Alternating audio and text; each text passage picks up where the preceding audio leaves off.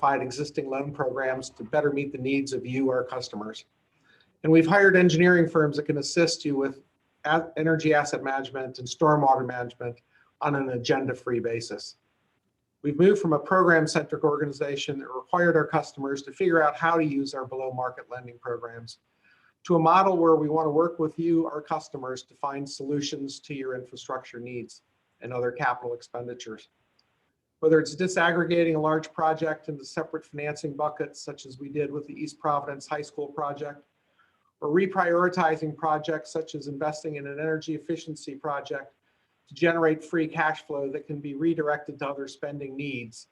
We hope to work with you to realize your capital investment goals and significantly lower the cost of finance. In the next 75 minutes, the Infrastructure Bank team will review our programs and processes in greater detail.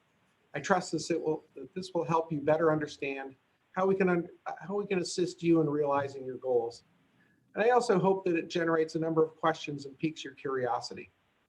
Thank you again for attending today's session. And now I'd like to introduce Sean O'Rourke, the Managing Director of Business Development, who will start off the process of this presentation.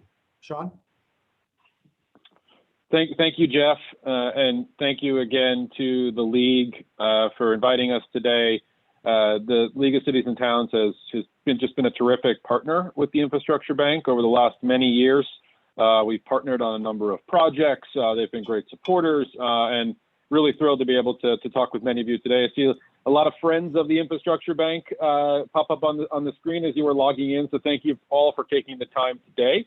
I'm thrilled to be joined by the entire business development team. So we really brought in the whole cavalry for this presentation today to really highlight not only kind of how we work, but how we want to work with you. And we kind of do that through our direct engagement from our team to working with all of you at the municipal level to really help solve problems.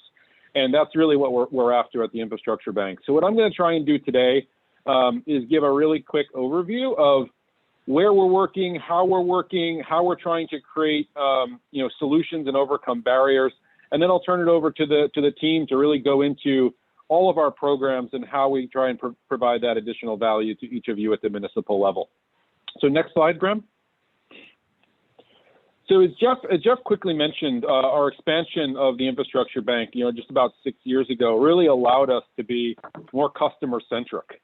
And all of the customers on here, local municipalities, quasi-state agencies, commercial entities, residents, are all the entities that we're able to work with. And the programs that you see under each of those have all evolved by listening to you, listening to what your infrastructure needs are. And we've been establishing and standing up programs over the last many years that allow us to work better with you to overcome your challenges that you're seeing locally. And we're providing value by doing more with less, stretching limited dollars, providing technical assistance, as Jeff was mentioning, and saving your ratepayers and constituents money in the long run. Next slide. So over the last 5 or 6 years, as we've expanded, we've also expanded our impact. And I want to highlight a few of the key metrics on this slide here. I won't go into each of them. One is that we saved about $150 million in financing and energy savings for local communities statewide. That's real money that can be reproportioned to other projects and needs at the municipal level. Established and supported about 16,000 direct and indirect jobs statewide, and especially now in these critical times when municipal budgets are stretched, communities are hurting. Finding ways to expand and really support jobs at the local level is critical and is a core part of the work that we do. And the other one that I want to mention is the $21 million of loan forgiveness or grants or free capital that we're looking to deploy into the economy. And we're really looking to try and find ways to accelerate not only project identification, but project implementation. And some of the ways that we do that, no surprise to many of you on the line here, is try and provide additional subsidy or additional capital to be able to get projects complete. And we do that through some of our water programs, and Anna can talk about some of our principal forgiveness or loan forgiveness that we do through our state revolving loan fund programs on the drinking water and clean water side. But we're also standing up programs like a municipal resilience program, which I saw Kate Michaud and Glenn Modica on the line here today. who are participating in the program, and that provides direct assistance in the form of grants for climate resilience projects. So we're also looking for ways to expand our offerings, not just on the financing side, but also on the funding side. Next slide. So how do we work? The Infrastructure Bank, financial institution, we manage a lot of the loans and the funding that comes through, but we partner deeply with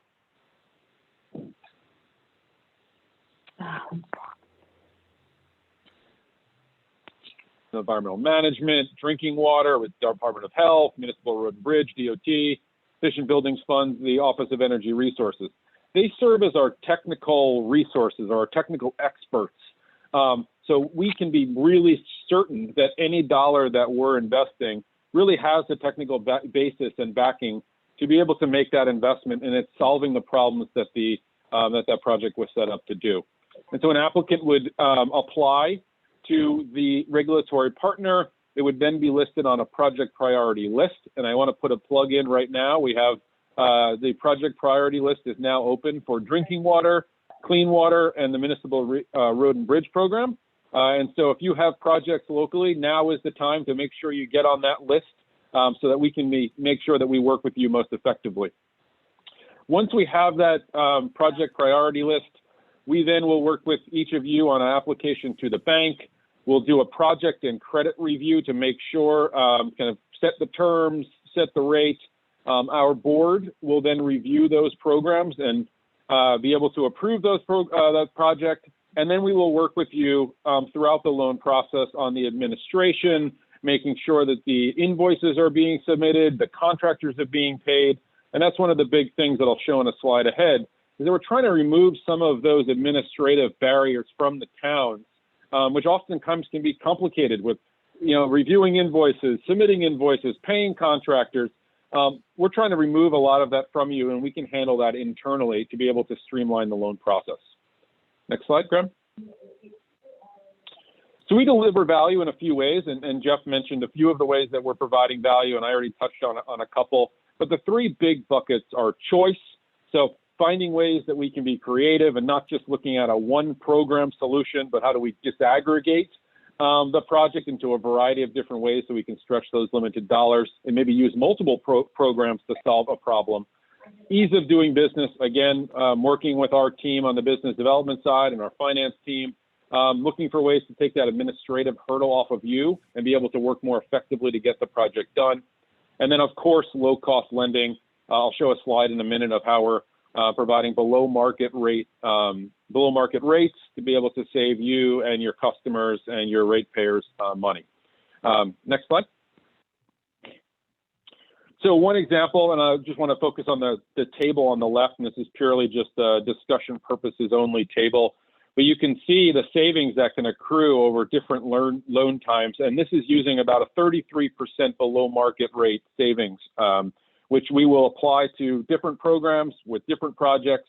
And you can see how those savings can accrue over time to the borrowers. And some savings examples on the right with East Greenwich, Middletown, Cumberland, all using different programs, but all having a below market rate loan structure allows the town to save money and put it towards other projects so that we can get more done.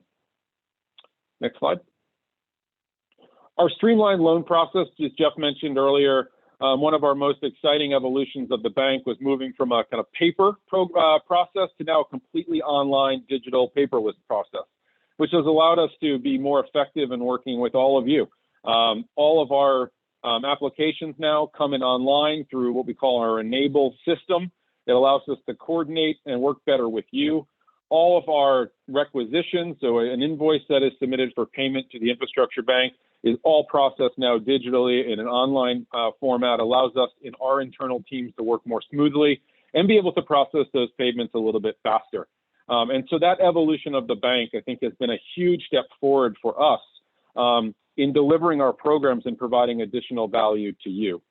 We're also working on increasing compliance and working better with our regulatory partners in order so that we can be really ahead of any issues that are coming down the pipe to be able to pass that news along to you as potential borrowers. Next slide.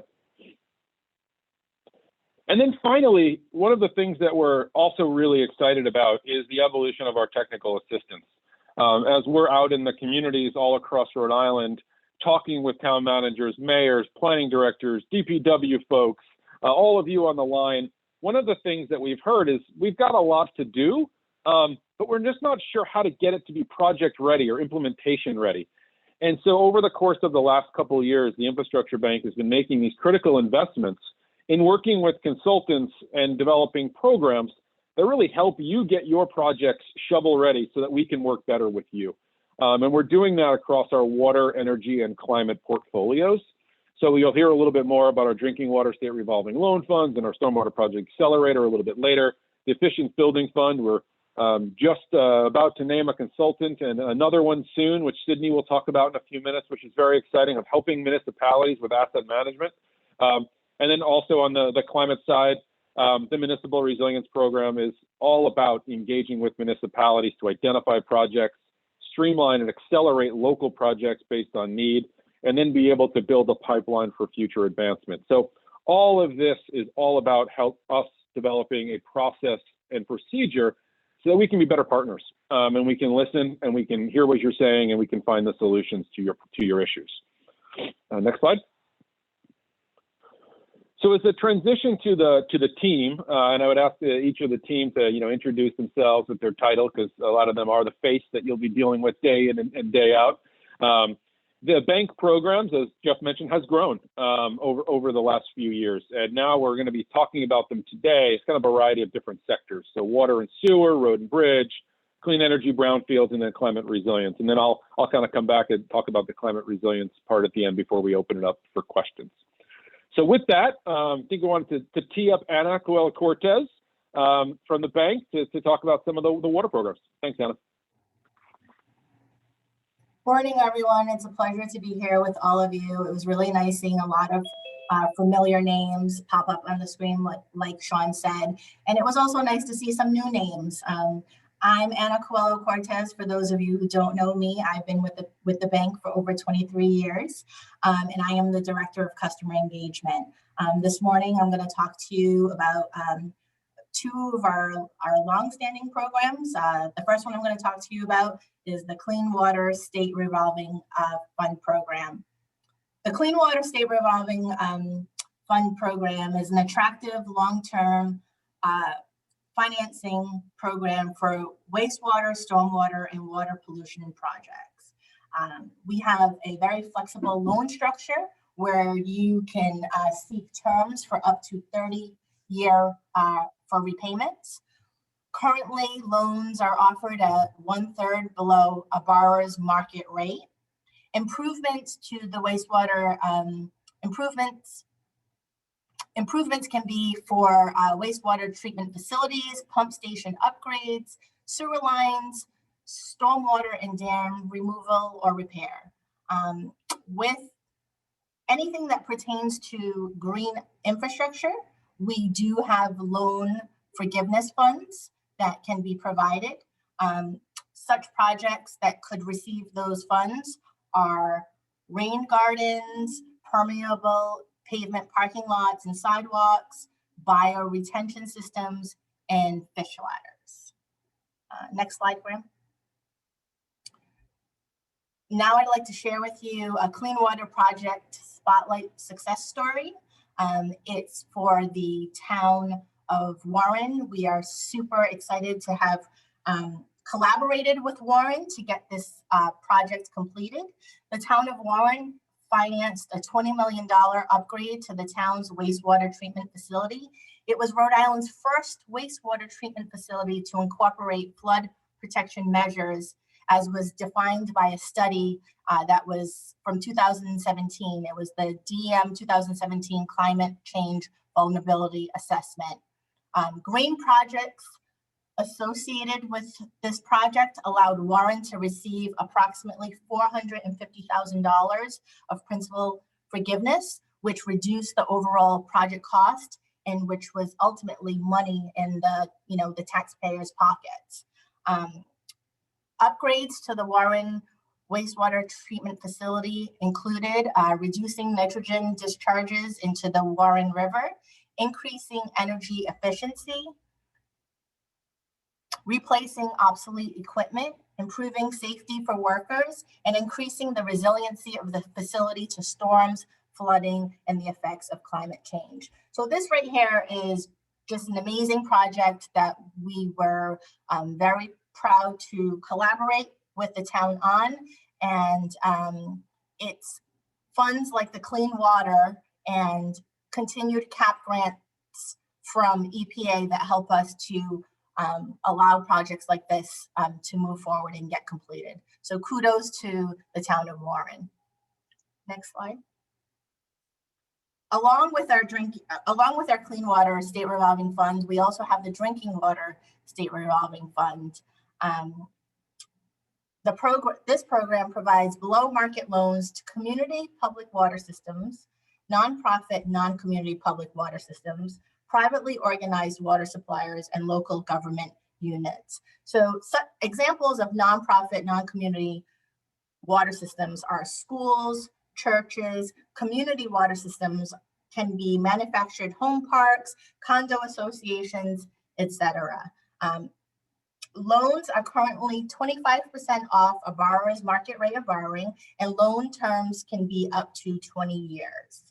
Eligible projects and uses are planning, design, and construction of safe drinking water supply, treatment and transmission infrastructure, land acquisition, water supply restructuring, which is consolidation of existing water suppliers, refinancing of existing debt, and guaranteeing or purchasing insurance for local debt obligations. The Drinking Water State Revolving Fund also has principal forgiveness funds associated with it. Currently, principal forgiveness is being offered to small systems that serve less than 10,000 people. We also work with an engineer to help our very small systems prepare the engineering documents that they need to move forward prior to entering into a loan with the infrastructure bank. As you can see, two of our big programs, the Clean Water and the Drinking Water Fund, is helping to put money into our communities, into our water systems to get the necessary water improvements done. As Sean mentioned, we currently are doing a solicitation for applications. So anyone that has a project in mind, please be sure to reach out to the regulatory partners, both RIDEM and RIDO, to get your projects on the project priority list. And please also reach out to me and feel free to discuss any of your financing needs that you may have. At this time, I'm now going to turn the presentation over to Sydney, who will discuss our Efficient Buildings Fund program. Thank you, Anna. My name is Sydney Usatine, and I'm the Senior Business Development Analyst at the bank. I'm here to talk about our Efficient Buildings Fund program, or EBF. RIB has partnered with the Office of Energy Resources to offer below-market financing for energy efficiency and renewable energy projects. We offer a flexible loan structure with the ability to capitalize interest during the construction period, and loan terms can be up to 15 years or the estimated project life, whichever is less. EBF offers financing for comprehensive energy projects, and loans can include multiple measures. We can also lend to new construction projects. On the renewable side, we have lent for both solar and wind, and we can lend to municipalities, school districts, and quasi-public agencies. As I mentioned, we offer below-market financing with interest rates set at 20% below the borrower's market rate. We also have considerable technical support to support project development and get projects off the ground. To that end, we work with National Grid to provide free energy audits to interested municipalities. We can also provide engineering consultants to municipalities to help them further scope items identified in the energy audits. These consultants can work with you to develop projects that meet your goals and objectives. We're in the process of unveiling an energy asset management program in which we will connect consultants with municipalities to develop a tailored, customized asset management plan for your community. Next slide, please, Graham. Thank you.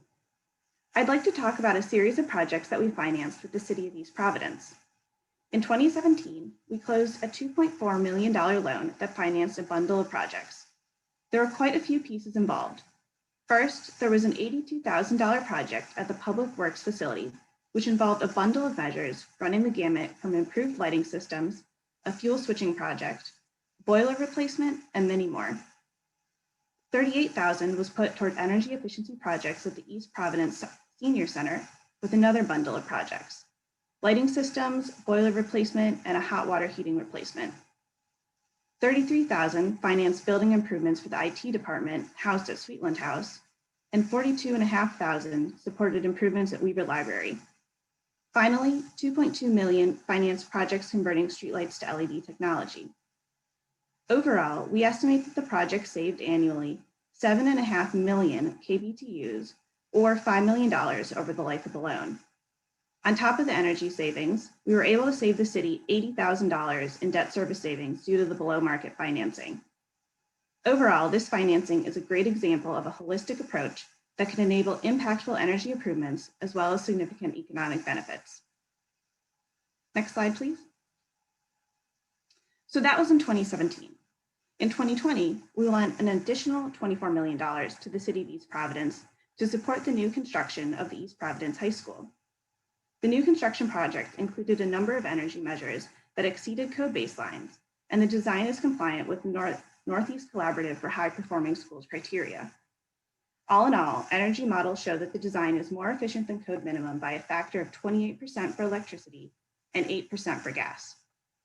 The project was pledged as part of the Infrastructure Bank's 2020A Efficient Buildings Fund Revenue Bond, which received a AA rating from S&P. East Providence is expected to save $1.6 million simply from reduced debt service costs, with additional savings achieved from the energy benefits. A key consideration for the project was to use RIV financing to support other financing streams, such as housing aid from Rhode. In total, the new construction project was $189.5 million.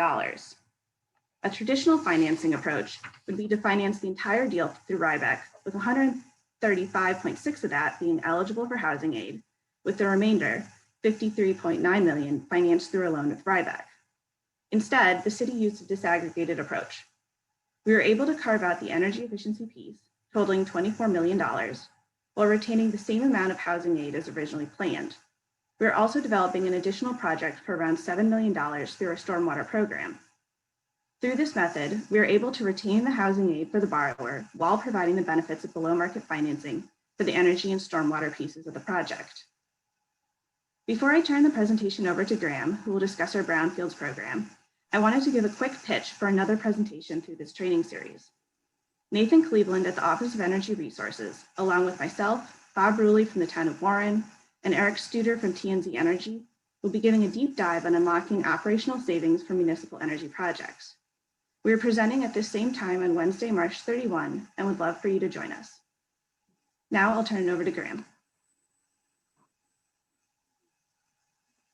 Thanks, Sydney. My name's Graham Jazzieri. I'm an analyst with the Infrastructure Bank on the business development team, and I've been with the bank for a little bit over 3 years. I'm going to talk to you just briefly about our Brownfields revolving loan fund. It's one of our lesser known and smallest programs, but it can be a powerful tool to catalyzing economic development in blighted areas within your municipalities, or former locations for factories, manufacturing plants, and kind of just properties that have a whole host of environmental concerns. And this is a program we administer in partnership with Rhode Island Department of Environmental Management, along with EPA. And because of the EPA involvement, which is, they capitalize the program with an initial larger grant that we provide a match to, there are federal program requirements such as Davis-Bacon, American Iron and Steel, and whatnot. In terms of eligibility as of applicants, this program is open to municipalities, nonprofits, and private entities. Essentially, the only thing that could rule you out is if you are the liable entity for the contamination, in which case you would not be eligible for the loan program. And in terms of project eligibilities, it's pretty much anything except for former petroleum sites such as gas stations, or terminal locations such as the old Getty terminal in East Providence. But beyond that, while it can't pay for the environmental assessments, it can pay for pretty much any other of the remediation or abatement work that's needed. So such as removing hazardous substances from an existing structure like asbestos, or even just capping, say a landfill, for instance. But I encourage you, if you have potential development within your municipality, or you have a property in mind that you think could be revitalized, I encourage you to please reach out and check out the website and learn more about the program through there. And we'd be happy to set up a time to speak with you about it. Thanks. And I'm going to turn it over now to Toby Ast, who manages our CPACE program. Great. Thanks, Graham. I appreciate it. I want to briefly introduce a commercial finance program that the bank administers. If you hear from business owners or developers in your city or town that are looking for project finance, be it for building improvements or for new construction projects, this could be an option to offer them. The program goes by the acronym CPACE, which stands for Commercial Property Assessed Clean Energy, which is a mouthful.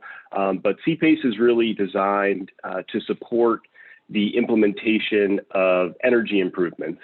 But it can also be used for improvements in sustainability for the building, resilience, as well as health and safety, which I think will be increasingly relevant in our COVID world.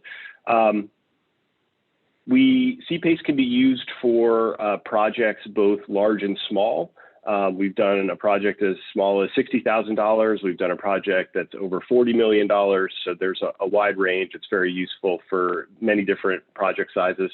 Last year, the CPACE program had its biggest year yet.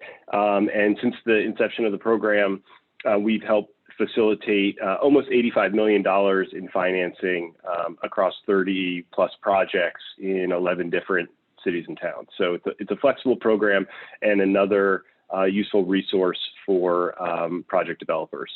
Graham, can I get the next slide, please? Great, thank you. Since CPACE is primarily focused on doing energy improvements for buildings, many of the participants have used it as a tool to help decrease the operating costs for their businesses, while at the same time improving the value of the underlying asset. CPACE can fund up to 100% of a project at a property, and it's long-term fixed rate financing, and the term can go out to as long as 25 years. The other thing I would emphasize is that there's no cost to the municipality to participate in CPACE. We at the bank completely administer the program. We do the billing and servicing for the projects, so there isn't any additional burden on the municipality moving forward. CPACE is a great way to bring private investment into your town and support green jobs, which is good PR for everyone. So if there are questions about CPACE, I'm happy to reach out and speak to you about it. And I'm sure once you connect with Sean, he can pass along my information as well. So that's the quick spiel on CPACE. I'll turn it back over to Sean to keep us moving forward. Great. Thank you, Toby. I'm going to bring us home with three of our other programs: the Municipal Road and Bridge Program, our Municipal Resilience Program, and then our Stormwater Project Accelerator. But first, Municipal Road and Bridge Program. This program, as I mentioned earlier, we work with Rhode Island Department of Transportation to finance transportation infrastructure projects all across Rhode Island. Flexible loan structure, and I think that's something that you have heard over and over and over again from all of our programs, is the kind of flexible nature of our loan programs and how we're trying to find the solutions that fit your needs, with up to 20-year repayment term, with the loans offered at a 33% below market rate. Projects to date, and in terms of eligibility, road repaving, bridge retrofit, sidewalk repair, all fall under the eligible projects that we are able to finance through with Department of Transportation, and that we're seeing regularly on our project priority list. Again, another plug that the solicitation is open now for the project priority list for this program. Graham, next slide. And as Graham pulls up the next slide, one of the things I wanted to highlight, and you'll see some here about some examples of work that we've done statewide with municipalities, is historically we've been thinking about this program kind of from curb to curb. Road resurfacing, more traditional infrastructure in terms of roadway maintenance and management. But there's also an opportunity in this program, this was highlighted through our work with Central Falls, is to think about our work within the right-of-way. Thinking about stormwater management within the right-of-way, managing runoff from the roadway. Also thinking about sidewalks, so for increased mobility, bike lanes. So we can really start to think creatively and holistically about this when oftentimes you hear roads and bridges, you think about resurfacing or updating a bridge. But this is really more about increasing transportation and mobility and community safety. So any of those types of projects, please bring them to us, and we'd be interested and excited to talk to you about it. Next slide. The Municipal Resilience Program, this program is now entering its third year, and we have some of our participating communities on the line today, which is great to see. And you'll see those on the slide on the right-hand side. This program was set up to overcome a critical barrier that we saw all across Rhode Island as we were leading the development of the statewide comprehensive climate change action strategy called Resilient Rhode. And what we heard was municipalities have a lot to do in terms of better preparing their communities for climate change. They know there's a lot of projects. They need money, but they're not sure exactly how to prioritize and list those projects all in one place so they can proactively tackle the multitude of challenges that they're facing. And so the Infrastructure Bank has developed a partnership with the Nature Conservancy. Again, we kicked this program off in 2019 with 5 communities. This program is open to all 39 municipalities in Rhode Island. And what it does, in one calendar year, the municipality applies to the Infrastructure Bank, and that's typically in the November, December timeline. We'll select the municipality in around February. We just selected the 2021 cohort. They will then work with the Nature Conservancy on hosting a community resilience building workshop, which is a workshop that's highly focused on identifying what are the key challenges and vulnerabilities related to climate change that municipality is facing. And then what are some successful solutions to overcome those challenges? And we're looking at policies, programs, and projects. And that list of actions is cataloged in a summary of findings report. And after that summary of findings report is produced, and this is about 9 months into that process, the Infrastructure Bank will then work with the municipality to help identify priority projects for funding. And the Infrastructure Bank put $2.5 million over the first 2 years of the program to catalyze action grants in those municipalities that you see on the right. And we were thrilled to see the passage of the green bond just earlier this month, actually a couple weeks ago, for $7 million for the municipal resilience moving forward, which will allow us to really scale this program statewide and be able to have more impact locally and be able to use that pipeline of projects that we're developing through the workshops to, again, be more creative and proactive in working with all of you to find additional ways to fund these projects. Next slide. And you can see that example in Westerly. Westerly's been a terrific success story. They participated in the 2019 round. They identified 14 actionable resilience projects. And just since the workshop, they've catalyzed $3 million of additional funding to get those projects complete. And you can see the range of funding sources right here on the left and the bullets. We've done dam repairs with the dam removals with the Nature Conservancy funded by NOAA, Department of Environmental Management grant programs. Most of these projects all came directly out of that workshop, and the town was then better prepared to apply for grants because they had the consensus and backing and knew what they need to do. And then afterwards, after this program, and the participation of that year, the Infrastructure Bank will continue to work with the municipality to find those funding and financing resources to get the projects done. Next slide. Finally, the Stormwater Project Accelerator. Again, this is a another illustration of trying to find solutions to critical barriers. And as we talk to municipalities and organizations all across Rhode Island to figure out, hey, you're trying to do a lot of stormwater work, and the projects you do get done, how were they funded? And the majority of the ways that they were funded was through grants from Department of Environmental Management, the EPA.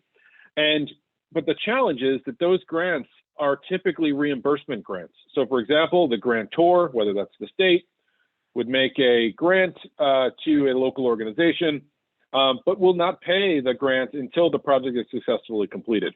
And that provided a really critical challenge for these grantees, that they didn't have the $200,000, $500,000 in capital up front in order to pay the contractor to get that project going. And so through the recognition of that challenge, the Infrastructure Bank has set up the Stormwater Project Accelerator, which is in essence a bridge loan. We provide the upfront capital using the backing of the grant agreement to be able to pay the contractors to get that project in the ground better, faster, cheaper. The individual agreements that we make are based on those grant agreements from the grantor to the grantee. They're interest-free loans, but we do charge a 1.5% fee on the overall principal amount of the loan. And sometimes, and we are seeing this more commonly, that we're able to lump in that 1.5% fee as a eligible project cost. And so if you have a grant that you're going after, having the Infrastructure Bank be a part of that grant proposal and included on the grant agreement will allow the fee then to be oftentimes included as an eligible expense, which then it would you can actually apply that towards the grant, and so it isn't coming out of your pocket. And we're expanding. We were only state-funded projects, and now we are looking at federal and working with the EPA as well, as I mentioned. So this has been an exciting evolution for us, and looking to work with community organizations, municipalities statewide. So I think that brings us to the end of our overview of our programs and who we are, and would love to open it up to the questions. I think there was a lot of terrific information shared by all my colleagues on the line, and would love to hear your thoughts and questions. So thanks again for listening.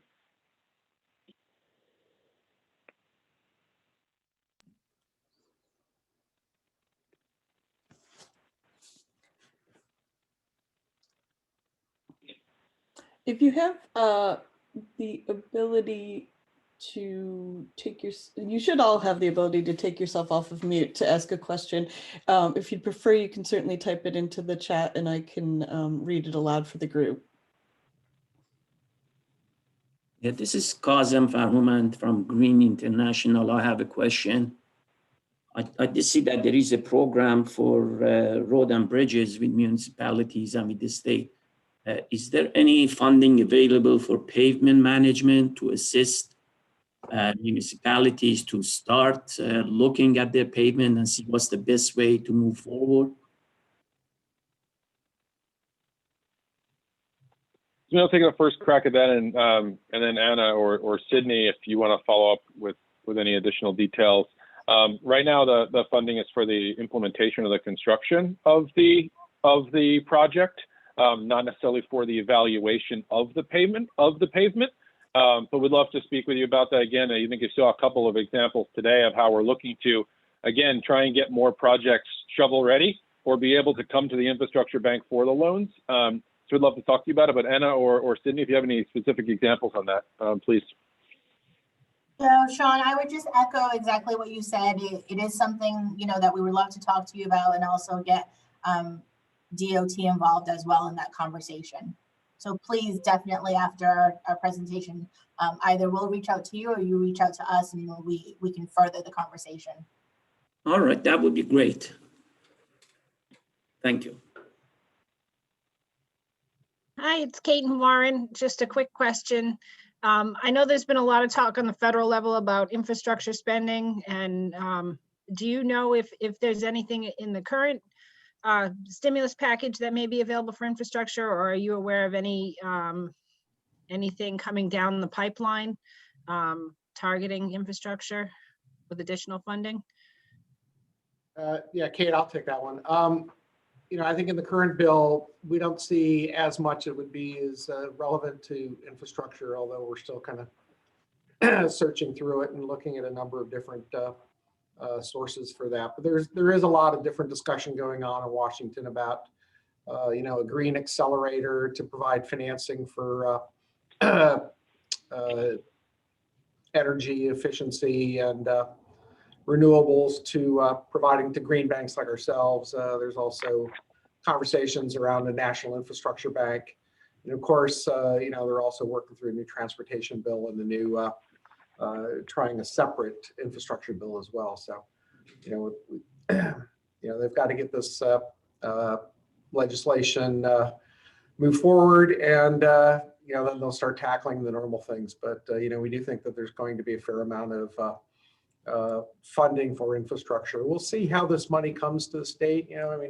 Talking about $1.5 billion coming to Rhode Island, in this relief, what's called the COVID relief bill. So we'll see how that's kind of positions, the state to allocate that, whether it's to municipalities or infrastructure or some combination of those. Thank you. Kate, the other thing that I would mention, and you know this acutely, maybe this is more for a general comment to the rest of the group, is the Municipal Resilience Program and other programs. We're trying to identify as many projects as we possibly can so that we're more ready to go if funding does come down for particular purposes. And so, better prepared, communities with projects are going to be the ones that kind of are at the front of the line. And that's what we're hyper focused on making sure that we're partnering with all of you on.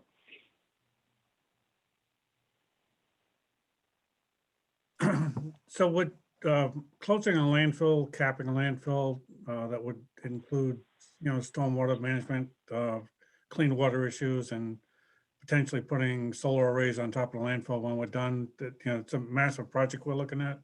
Is this something the Infrastructure Bank would be interested in taking a look at? Or?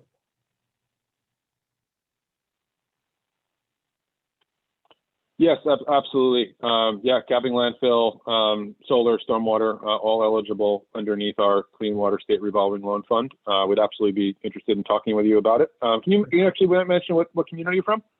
Excuse me? Tiverton. Can you mention which Tiverton? I anticipated that was gonna be your response. I just wanted to make sure. Yes, absolutely. And I think we've already been scratching the surface a little bit on your project, so we'd love to talk about it in more depth. We're in the middle of the final permitting to close it, and extend it for a little bit, but and we do have significant resources set aside for capping, but there are a lot of other ancillary issues that we'd probably be interested in speaking to you about. So I'll definitely be in touch with you. Terrific. Thank you. So I had a question. It's Bill Scully from Green International. So I know a lot of the work that you're doing is geared to the construction aspect, but is there a sort of a breakout or goals or whatever that you try to allocate for, say, planning / permitting / engineering, and then construction? I think the resiliency work that Nature Conservancy does is very idea oriented. In a lot of cases, then it needs to get into the engineering and permitting before it can be implemented. Does the bank help the communities fund that as well? So terrific question. I'll take the first crack at that from a stormwater perspective, and then maybe open it up to the team in terms of what we're seeing also maybe on the energy side as well. That's exactly, Bill, that's exactly one of the critical barriers that we have seen is, while you can find funding and financing for the actual project once it's ready to go, getting it to that point is oftentimes difficult. And so on the stormwater side, especially with regulatory compliance, so for example, total maximum daily loads issues from polluted water bodies, they receive a non-compliance letter from our Department of Environmental Management. And they say, okay, now what? They just don't know how to even figure out what to do in order to actually be able to get that project completed. So we actually released an RFP for stormwater technical assistance, actually due back Friday. Responses are due Friday. And the purpose of that is to work with municipalities statewide, have a contractor work with those municipalities to identify projects that need that kind of 30% design assistance to know what they need to do cost analysis, early permitting, so that they're more ready to proceed on the project. And we found that could be a critical accelerator to getting more projects done. So I think that kind of highlights exactly what you were mentioning. Others, Sydney, or others on the energy side that might be helpful? Yeah, I can add on the energy side. We've often found that's a barrier. Projects need to be developed before they can be implemented. So to that end, we can connect municipalities with free consulting support to develop their projects. We can't, those consultants can't do the actual engineering design drawings specifically, but we can sort of help them move that process forward. And then the design piece can be lumped in as an eligible expense to the ultimate loan. We're also continuing to expand the technical support. So in the next few months, we're going to be unveiling this energy asset management plan, where we'll have consultants that can work with municipalities to develop a plan to look holistically at all of their energy needs, evaluate their buildings, kind of see what the low-hanging fruit is, and work with them to develop a pipeline of projects that might be interesting to move forward. And then I'll just chime in on the drinking water side. If the water system is a small system, we also have technical resources through Northeast Water Solutions, where we help small systems get their planning and engineering done through a contract that is funded through the drinking water state set aside program. So there as well, we can assist.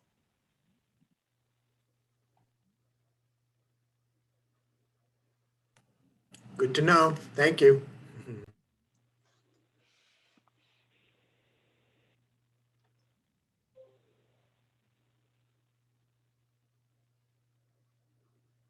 Any other questions?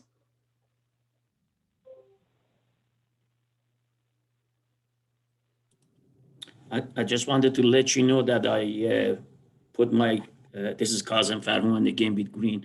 I put my contact information in the chat, and I would love to talk to somebody about pavement management. Maybe we can, go over some of the things that we are doing. And by the way, I used to work for DOT. I'm the former chief engineer of DOT. I retired, now I'm in the private industry. So I know a little bit from that side of the table too. Great. We're making sure we track your contact information, and we'll be sure that they share it out. Okay. Thank you. I appreciate it. Absolutely. All right. Any last questions, folks? Perhaps one of you from the Infrastructure Bank would like to maybe give a phone number or contact the best way to reach you. Sean? Yeah, Graham, maybe you could just quickly just put up the last slide, the contact slide, if you have it handy. And then that way, I think that might be the easiest way for everyone to see it in one place. Thank you, Graham.